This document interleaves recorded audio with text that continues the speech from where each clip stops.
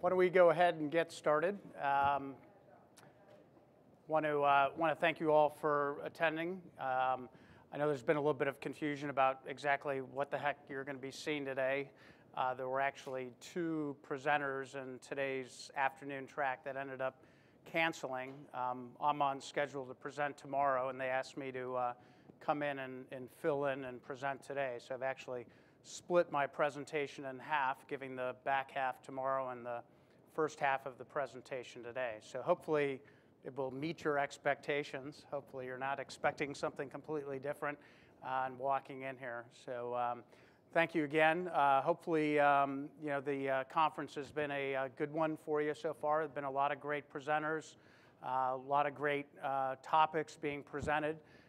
Hopefully you'll walk away with more than just a few nuggets that can help you as you move your own business forward. So let's go ahead and get started. I guess you can rate me. My name is Mark Sneider, originally from Chicago, diehard Cubs fan. Even though I've been in Cincinnati now for 23 years, it's a tough one to give up, but just kind of paints a little bit of a character of who I am. Despite all of the letdowns, I'm still a diehard believer in the Cubs that someday they'll win the World Series. Started my career at Needham Harper Steers in 1985, which is now DDB Needham. Have my MBA from Northwestern in marketing and economics. Spent 10 years after that in CPG marketing in Cincinnati. And then I was the lead salesperson for 7 years working for a global research firm. We did a lot of new product concept testing, ad testing. There were 4 of us selling, and I delivered consistently about 50 to 60% of the revenue for the organization. After that, started RSW US. We are a outsourced lead generation business development firm servicing marketing service firms exclusively. We represent a little over 50 clients of varying types and sizes across the US. And our job is basically to help our agency clients find qualified leads, set meetings, help them move closer to close. In 2010, started up RSW Agency Search, having lived through nearly now 8 years, or then it was 6 years of agency client relationships.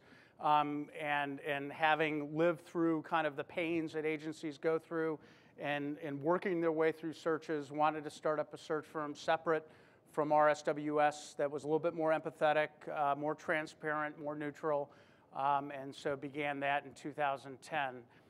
Some of you may be familiar with some of the surveys that we run every year. We're running about 3 to 4 surveys among marketers, among agencies, trying to gather insights to understand kind of what agencies believe is good and what they think marketers want, and getting some perspective from marketers on what they really want and what agencies are giving them. So it definitely provides some added dimension around understanding the whole nature of the agency-client relationship world.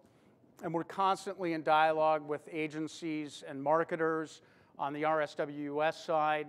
Always talking to agencies about joining our agency new business development side and learning about some of the pains that they're dealing with. And then on the marketer side, I personally run that business, talking to marketers about what they're not getting from agencies, what they expect from agencies, and trying to help them find better ways to move their business ahead. And then we've got 2 great assets, one being a database of over 5,000 agencies that we're reaching out to every week through value-added blogs and our newsletter. And then same thing on the marketer side, but we've got a database of over 50,000 marketing decision makers that we're reaching out to every week with value-added content through newsletter releases. So bottom line is we've got a pretty unique perspective here, both from kind of my world personally and what I bring to the table, and then more importantly, what we've been managing for the last 8 years as both RSW US and RSW Agency Search. And one of the things we've really kind of come to terms with over the last 8 years, and it was kind of this big revelation 4 or 5 years ago as we were getting all these great meetings for clients. And I was just in the presentation next door about churn and getting all these great meetings for clients, but clients weren't closing business and clients were leaving. And so the biggest challenge that we see for agencies is frankly putting on that damn sales hat, as I say, really understanding how to go beyond that initial meeting.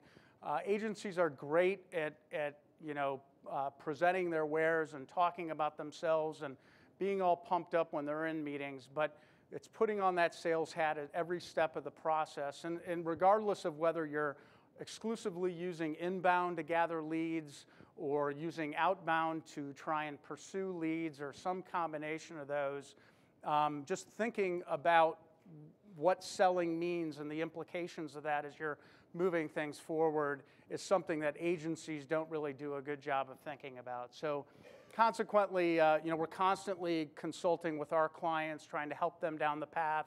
And we're looking, my wife thinks I'm a little crazy, but going to actually put together a handbook, not a big book, but just a handbook on agency new business, 17-chapter handbook designed to help agencies think like salespeople at all steps of the new business development process. And so today we're going to just talk about the front half, actually the first 7 chapters. We'll keep it relatively short today. Tomorrow we'll deal with the back half of the book.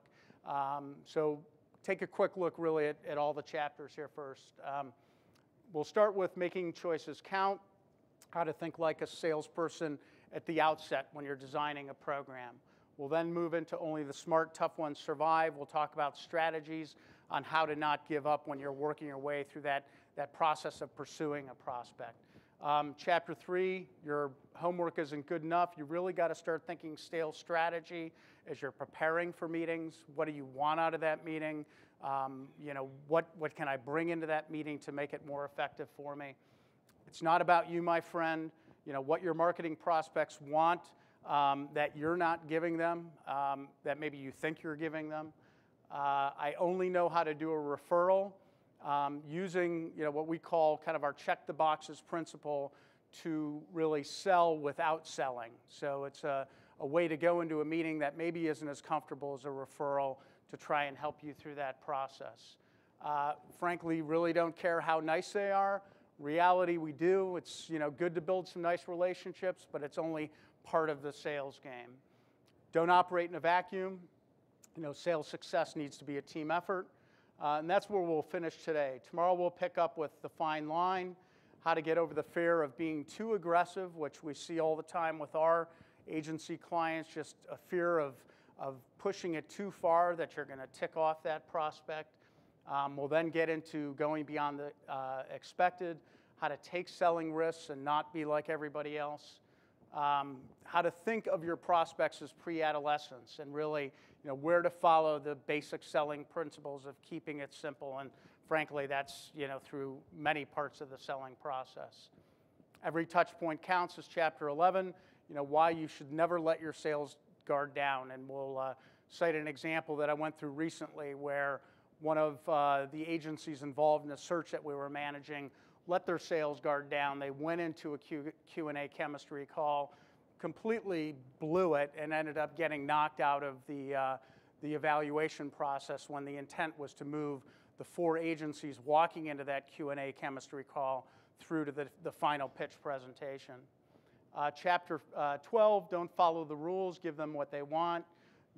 Why it's being about sensitive to their needs, but also sensitive to your own needs, which is all about winning the business.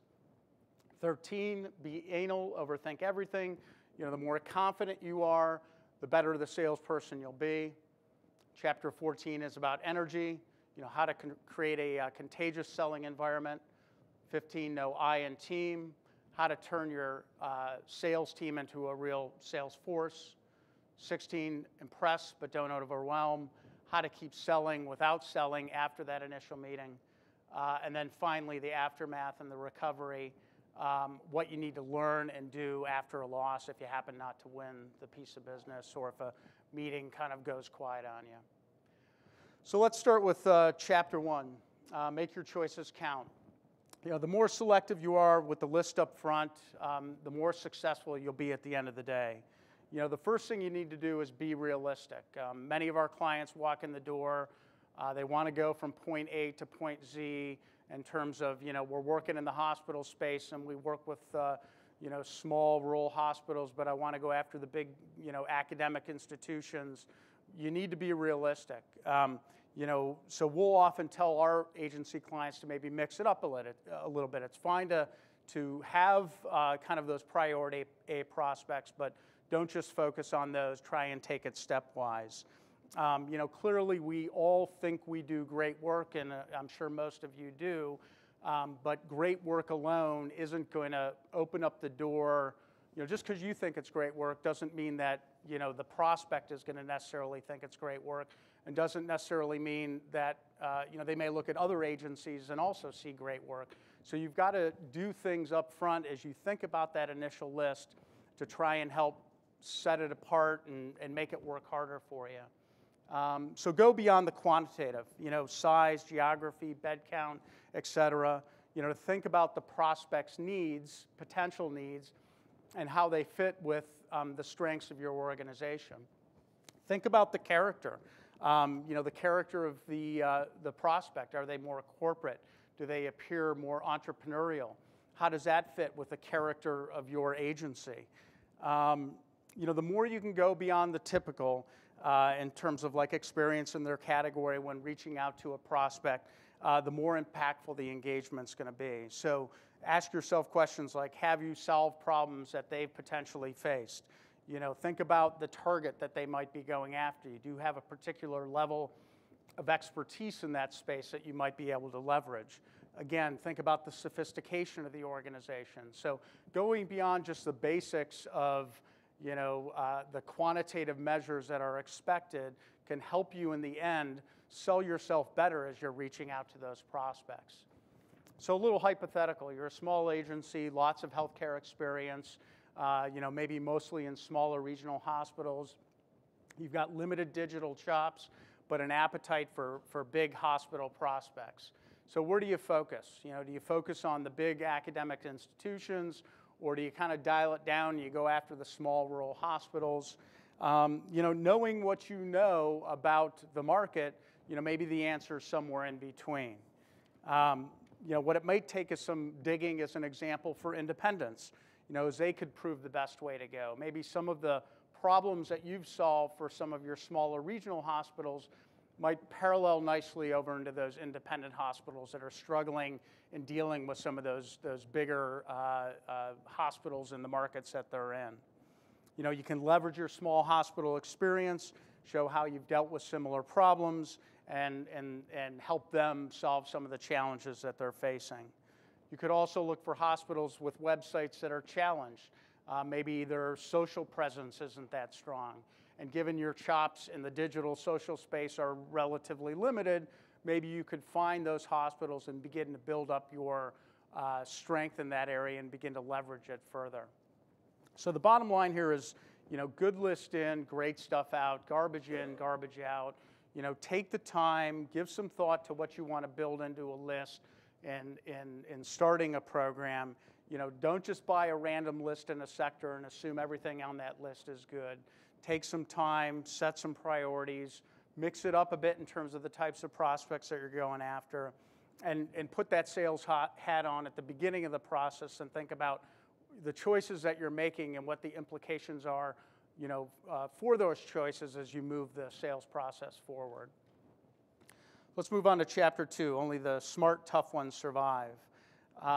Key is staying with your prospects and never giving up. Remember that they care less about you than you care about them. And unless their need is so ultra pressing, the likelihood is you're going to have to stay with them and stay on their radar in order to keep things going. And what you think is probably too much probably isn't. We see it all the time with our RSW US clients where they come in, they're a little reluctant to push the envelope, but I say, double up your effort and you're probably going to be okay in terms of the outreach to try and pursue that prospect. Before I started RSW US, I was with this global research firm, and I would also often feel like I was fairly aggressive in terms of my outreach. I'd maybe call a prospect once a week, email them, stay with them fairly consistently, And more often than not, when that prospect answered the phone, I feared that they'd kind of, read me the riot act.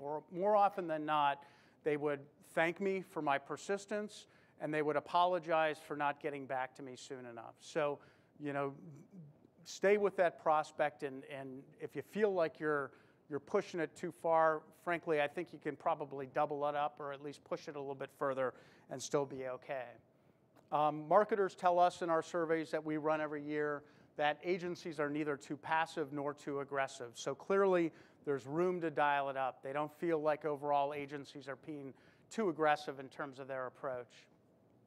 Also remember, and I know you've heard this, throughout this conference, that value-added content is king.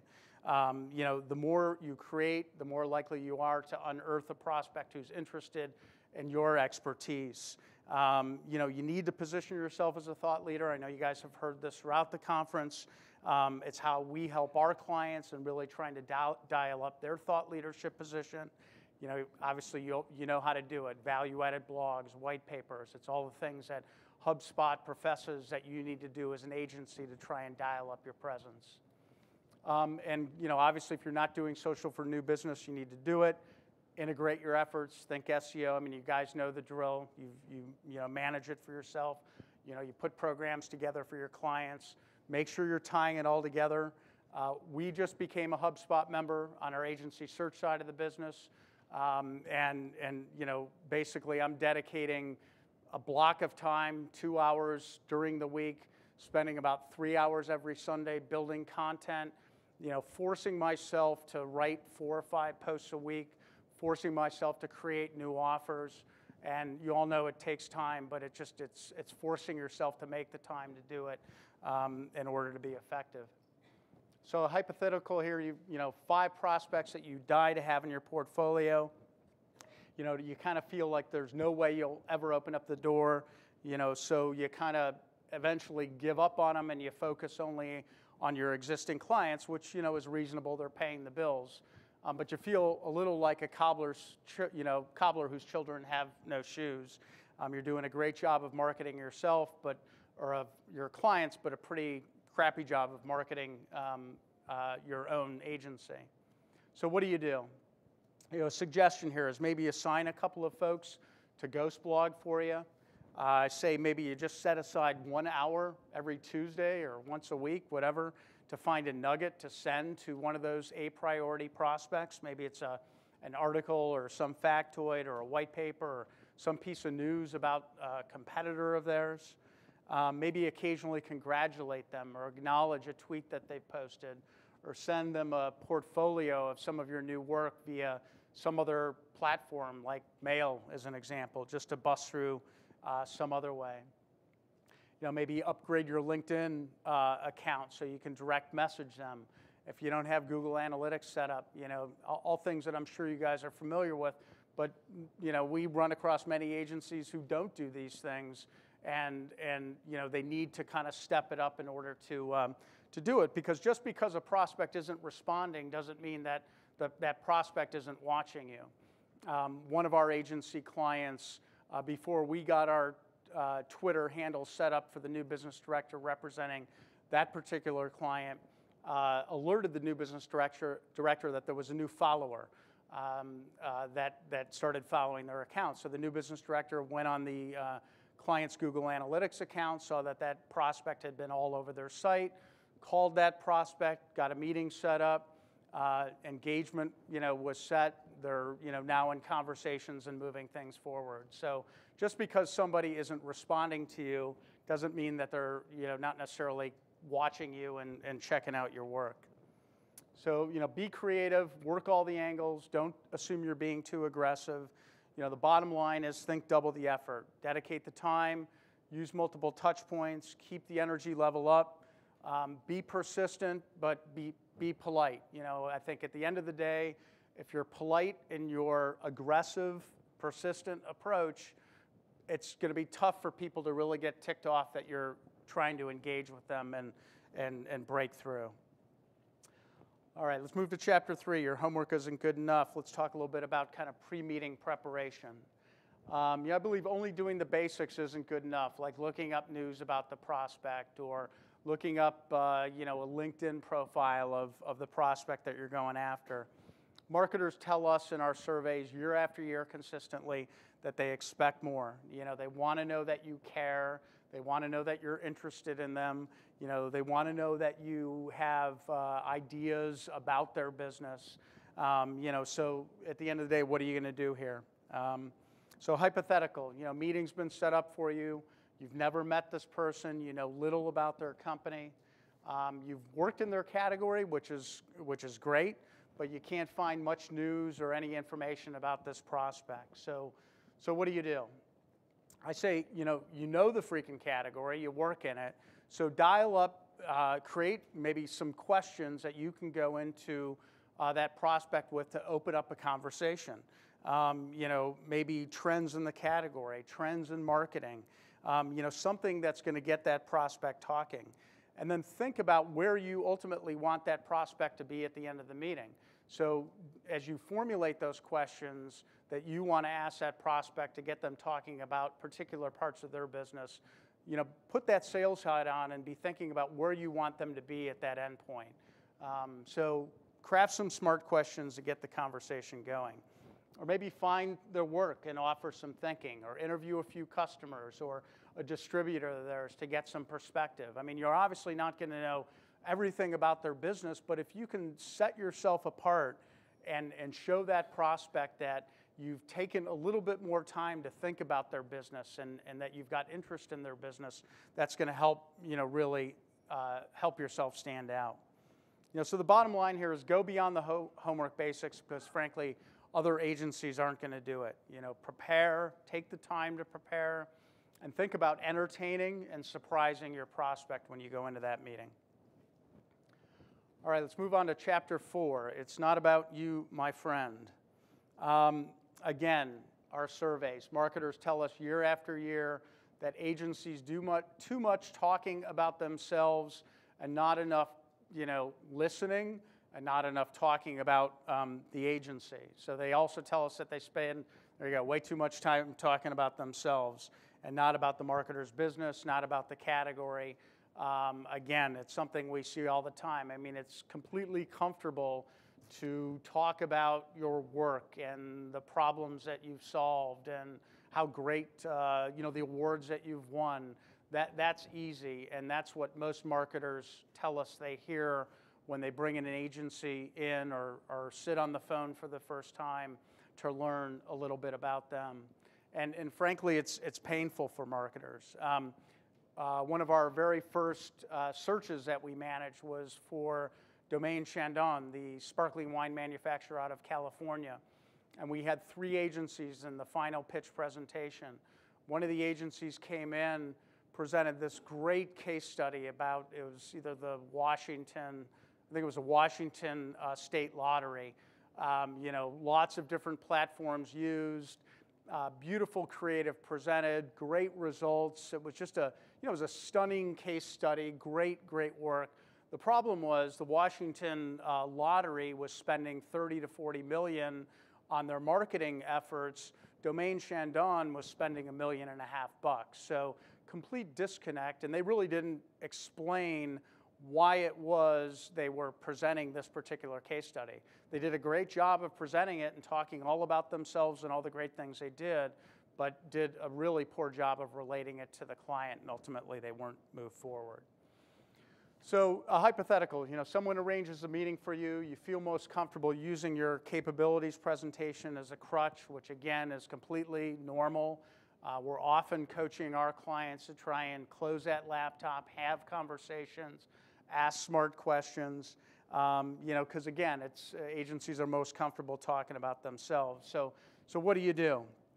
I say start by not talking, but asking questions. Again, you've gone beyond the basics, presumably, to prepare some questions, to come to the table with some ideas. So, start asking questions, start getting that prospect talking. Maybe tell that prospect that that's your intent, that that most agencies just do a great job of talking about themselves and they don't do a great job of listening and asking smart questions, and that's why you're taking this approach. Frankly, the marketer's going to appreciate it. We've heard it from our clients who have gone in with this council and had just open conversations about a prospect's business. You'll find the conversation much more interesting. Yeah.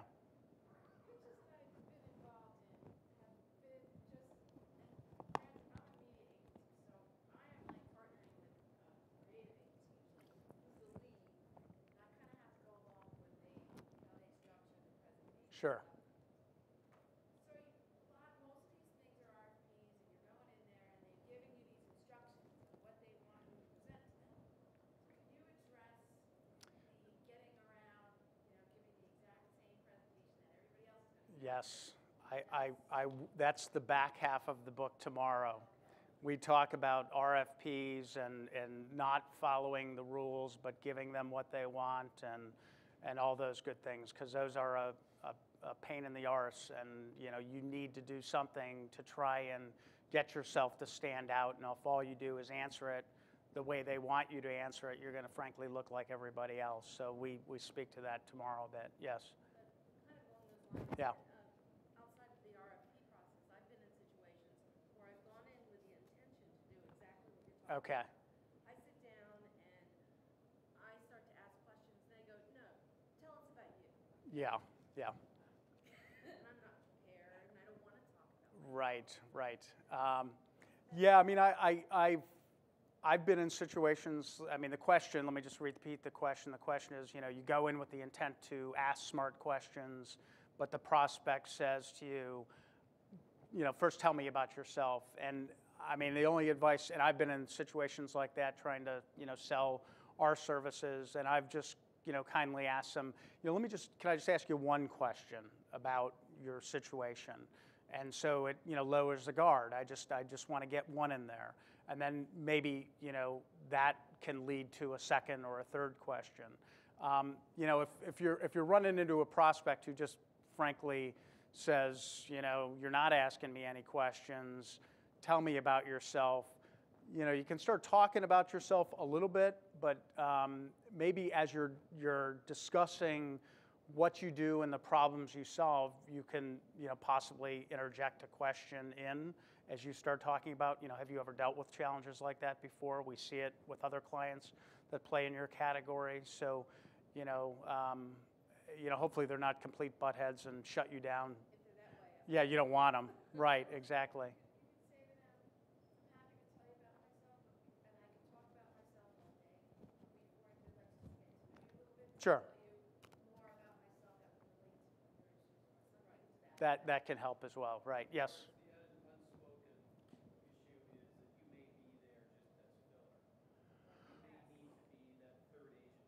Yeah. Yeah, well, right, absolutely. And I think, and we talk a little bit about this tomorrow, and the question or comment was, you might just be there to be the filler. On the agency search side, we're asking the tough questions of the client to make sure they're serious about it, and to, find out, is the incumbent involved and what's going on. And we recommend to our clients on the agency new business side to do the same thing. If they're involved in an RFP, you've got to be able to ask those tough questions, because you don't want to commit your agency's resources and your time.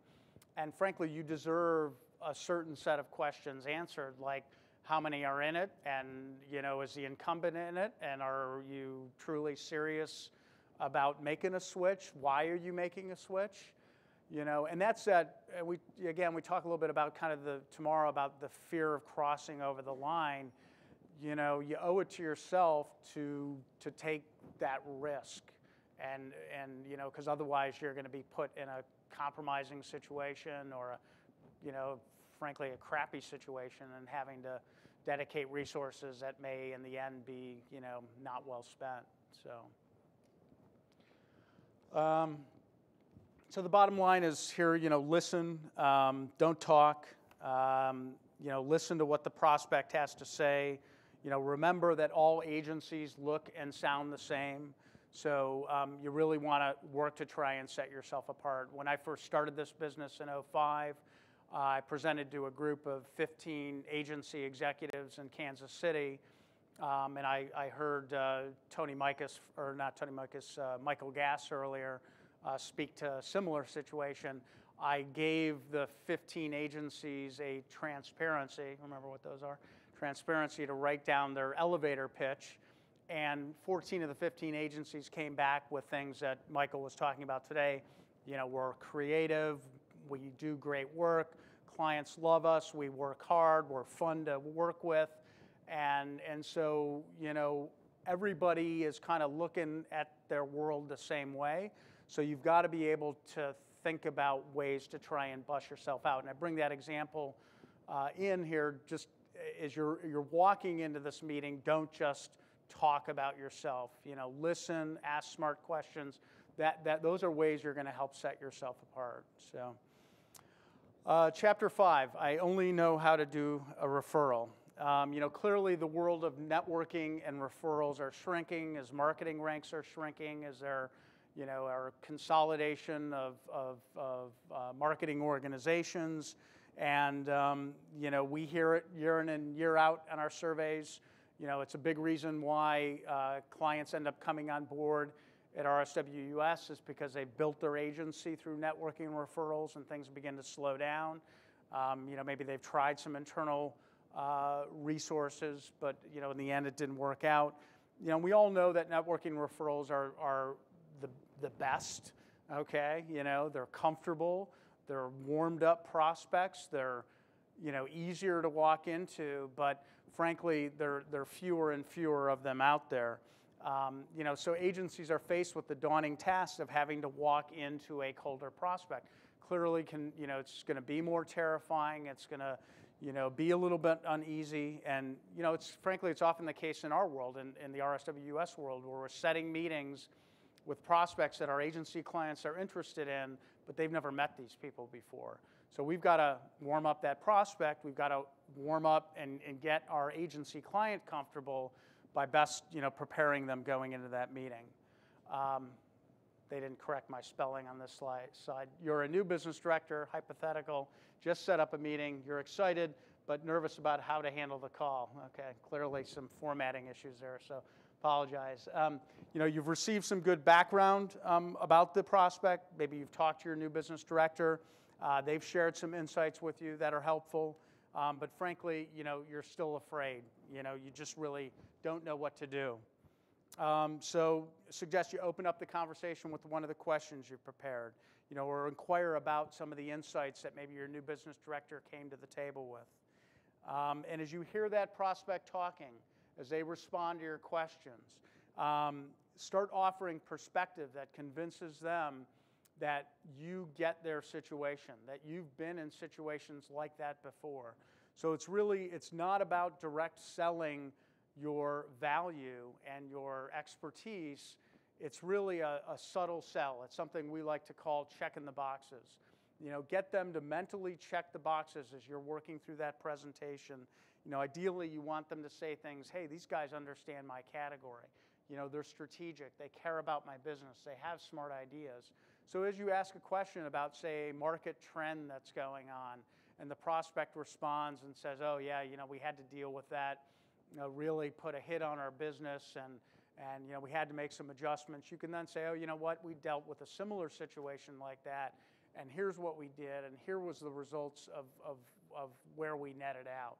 And so you're not, you know, talking about yourself for the sake of talking about yourself, but you're responding in you know, to a response that your prospect is giving you, and hopefully at the end of the day they'll walk away checking these boxes and feeling you know, really good about you and you know, why they brought you in here. And please, you know, avoid defaulting to talking about things you're comfortable with. We had a client recently who went into an initial call with a prospect. The prospect wanted to carry them down a certain path where their need state existed, and our client just couldn't get out of their zone. They kept defaulting back to, you know, brand building, you know, work that they've done that they felt comfortable doing, because that's where most of their work was, even though they were fully, you know, they had the capacity, mental, physical, creative capacity to carry this client down the path they wanted to go in. So avoid defaulting and talking about things that you're comfortable with. You know, listen to your prospect, try and guide them along, but you know, don't not listen to your prospect and carry them to where you want them to go. You know, just relax, get to know the prospect, you know, find out something personal about them, make a quality connection. You know, again, it's going to be more enjoyable, more fulfilling for you and for the prospect. So the bottom line is, you know, make it a conversation, but subtly make that sale, and think about checking the boxes as you go through that initial presentation or discussion with that prospective client. Chapter 6, we don't care how nice they are. You know, reality is, you know, we do care how nice they are, but, you know, we need to get beyond the personal. Another client story, we had a client go into a meeting with a prospect. This guy based up in Minneapolis. He, on side hobby, he was a chicken farmer.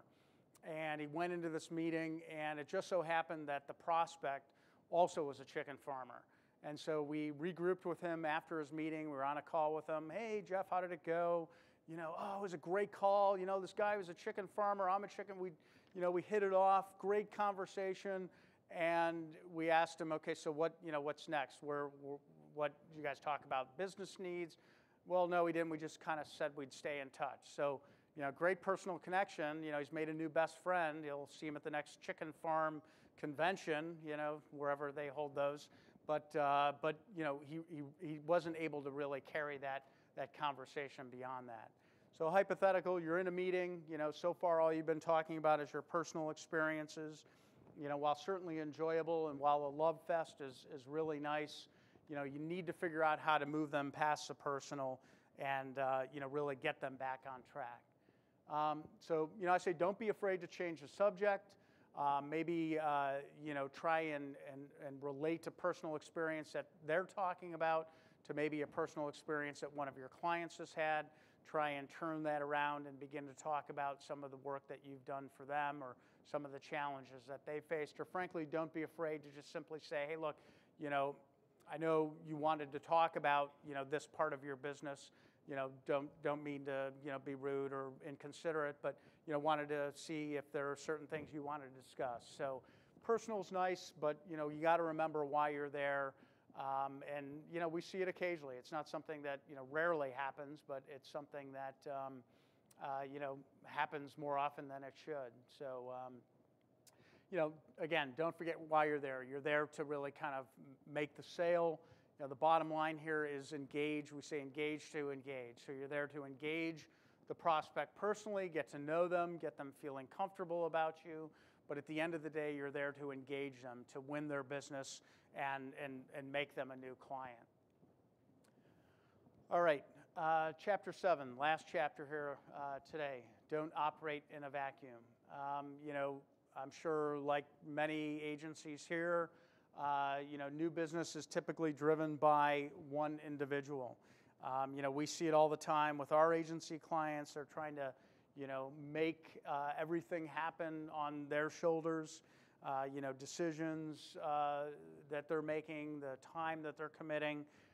You know, the problem is it's too much time for one individual. You know, to do an effective job of preparing, whether it's preparation going into a meeting, you know, follow up after that meeting. There's just simply not enough time or, you know, physical capacity for one individual to do it. You know, so we suggest maybe as you're preparing for a meeting or a pitch or whatever it might be, you know, do a little bit of brainstorming on how to best prepare and carry that prospect forward, just like you do some brainstorming for a client. Get some of your, you know, key agency members together, talk a little bit about kind of where you can do it. We push our clients to work with us to, you know, brainstorm ways in which to go into meetings, and coming out of meetings, what sort of strategy we should set, you know, to manage the follow-up or to help them manage the follow-up going forward. You know, maybe have somebody within your agency watch over you. So you've got a number of meetings that you've been in, you know you need to maintain the follow-up. Maybe once a week, somebody's kind of poking their nose in your world saying, hey, Fred, what's going on with Reckitt Benckies, or, what's going on with Allstate? You submitted a proposal. Have you heard from them? Have you called them? What's going on? So, it's tough to manage that all yourself, and maybe it's, if you've got an administrative assistant, or you've got somebody who's good at, just poking you, getting somebody who can manage that part of the world. So hypothetical, just had a great initial call. You tried to push for a next step, but the prospect wasn't interested in a proposal. They want to stay in touch and hope to be doing work with you. So what do you say? I say, they expect nothing, so give them something. Don't do what they say. Maybe have conversations with other key members of your team to brainstorm effective ways to follow up. Maybe outline some different paths or different tactics, and maybe assign some different people responsibilities within the agency. Create some blog posts on topics that are relevant to their world and share them with them. So, different things you can do. Maybe have team members keep an eye out for news or any information about that prospect that you can feed to them. And maybe map out a plan to reconnect, literally outlining next steps and milestones. Again, another example, we had a client, we set a meeting with Barnes Jewish down in St. Louis. They were one of 6 agencies being reviewed in this initial kind of review phase. Small agency, about 4 or 5 people, big hospital. They were kind of freaked out, so we sat down on the phone, talked strategy, bless you, helped guide them into that meeting, what kind of questions to ask and where they ultimately wanted to carry that client. And then coming out of that meeting, we sat down on the phone with them and literally planned out strategy. We know they happen to be the first of the 6, so what happens after the 6th agency, it's like, agency who? So we laid out steps of things that we're going to pop into that prospect's world to keep, our agency client in front of them, all hopefully of value to keep it all rolling along. And then, maybe regroup as a team, revisit progress, and look at other prospects. So really, the bottom line here is don't go at it alone. You might be a great salesperson, but, there are others out there in your agency with ideas. So, don't turn yourself and your agency into a one-man band. So let's just quickly recap here. I know we're a little short on time. Remember, make your choices count. Good stuff in, great stuff out. Put that sales hat on at the start of the new business development process. Take the time to find prospects that make sense for you. Go beyond just buying that list or some quantitative measures. Try and make sure or get some sense as to whether you think they'll fit in your portfolio. Remember, only the smart, tough ones survive. Think double your effort. You're putting in a call every couple of weeks. Double it up, and you're probably going to be okay. Polite persistence. Make the use of multiple touch points. Keep up the energy as you move through the process. Basic homework isn't good enough. Most other agencies, that's all they're doing. So think about what you want out of that meeting. Don't be lazy. Push yourself. Prepare and surprise and entertain that prospect. It's not about you. Listen, don't talk. Marketers think we talk too much, that we don't listen enough. Remember, all agencies look and sound alike, so figure out some way to make yourself different. I only know how to do a referral. You know the business, your business, that category maybe that you're approaching. So have a conversation with that prospect about it. And check the boxes. Don't just subtly sell as you're working your way through that conversation. We don't care how nice they are. Remember, engage to engage. Engage personally, but also think about why you're there to make that sale. And finally, don't operate in a vacuum. Don't go at it alone. Listen to other ideas. Other folks have value to give. And, at the end of the day, don't be a one-man band. So appreciate your time. Hopefully, walk away with a nugget or two. There's a summary of today's presentation in the back. We've got a lot of great content on our site, surveys. All of our posts are all value added, there to help agencies better their own efforts. If you have any questions, you can reach me there. If you're interested I was told I needed an offer, so I'm like in the HubSpot mode. So my offer is if you want a free advance copy of the book, throw your business card in the fishbowl that I carried from Cincinnati to Boston. And bottom line is, and this is really cheesy and it's salesman-like, oh, I forgot. So remember, put on the damn sales cap and go at it through the entire new business development process. So thank you very much. Appreciate it.